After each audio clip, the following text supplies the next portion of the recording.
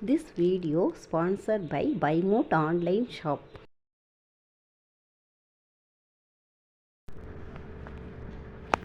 Hello friends, நம்ம கெத்துகேங் YouTube சேனலில் இன்றைக்கி நம்ம பார்க்க போகிறது என்ன அப்படின்னா, இப்போ வந்து சம்மர் சீசன் இது சம்மர் சீசன் அப்படிங்கிறதுனால வெயில் சரியான வெயிலாக இருக்குது. இந்த டயத்தில் நமக்கு அதிகமாக உடம்புல வந்து பாதிப்புகள் அதிகமாக இருக்குது. இந்த பாதிப்புகள் வந்து வராமல் இருக்கணும் அப்படின்னம்னா மெயினாக வந்து நம்ம தண்ணி வந்து ஒரு நாளைக்கு நிறைய எடுத்துக்கணும். அப்போ தான் வந்து நமக்கு மற்ற நோய்கள் வந்து வராமல் இருக்கும். அதாவது தண்ணி அதிகமாக எடுத்துட்டாலே 90% வந்து நோய்களை வந்து நம்ம கட்டுப்படுத்திடலாங்க நம்ம உடம்புல வர்றதை.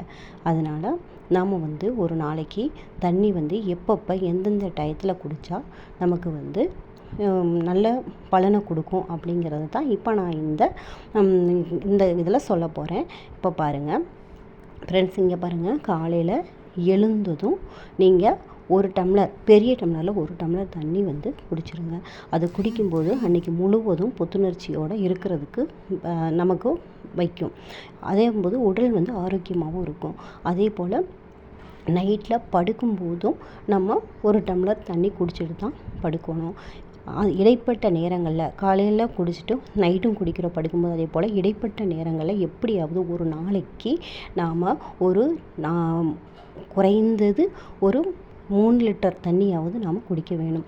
நாம் வந்து இதை வந்து எப்படி நம்ம கணக்கு எடுத்துக்கணும், எப்படி குடிக்கணும் அப்படின்னு சொன்னோம்னா, இப்போ ஒரு லிட்டர் வாட்டர் கேன் எடுத்துக்கோங்க. அந்த வாட்டர் கேனில் ஒரு வாட்டர் கேன் ஊற்றிக்கோங்க, குடிச்சிருங்க. அதை ஃபுல்லாக முடிச்சுட்டு அடுத்து ஒரு வாட்டர் கேன் ஊற்றுங்க. இதே மாதிரி நீங்கள் ஒரு 3 கேன் 4 கேன் நீங்கள் ஒரு நாளைக்கு டெய்லியும் குடிச்சிட்டு வந்தாலே நம்ம உடம்புல உள்ள கெட்ட நீர்கள், கெட்ட கிருமிகள் எல்லாம் வெளியேறி நம்ம உடம்பை வந்து ஆரோக்கியமாக வச்சுக்கிறதுக்கு இந்த தண்ணி வந்து நமக்கு ரொம்ப உதவியாக இருக்குது.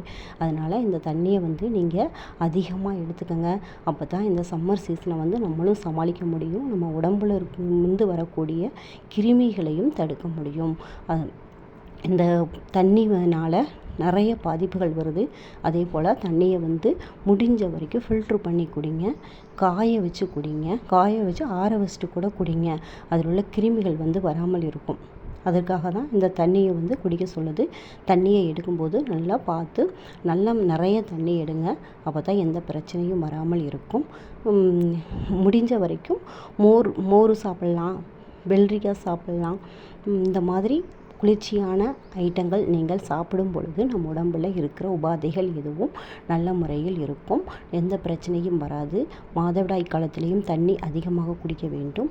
யூரின் ப்ராப்ளமும் வராமல் இருக்கும். சூடாக இருக்கும் பொழுது நாம் இந்த சம்மர் சீசனில் வந்து விளக்கெண்ணெயை வந்து தொப்பிலில் வச்சுட்டு தண்ணி நிறையா குடிங்க. கண்டிப்பாக எந்த பிரச்சனையும் வராமல் இருக்கும்.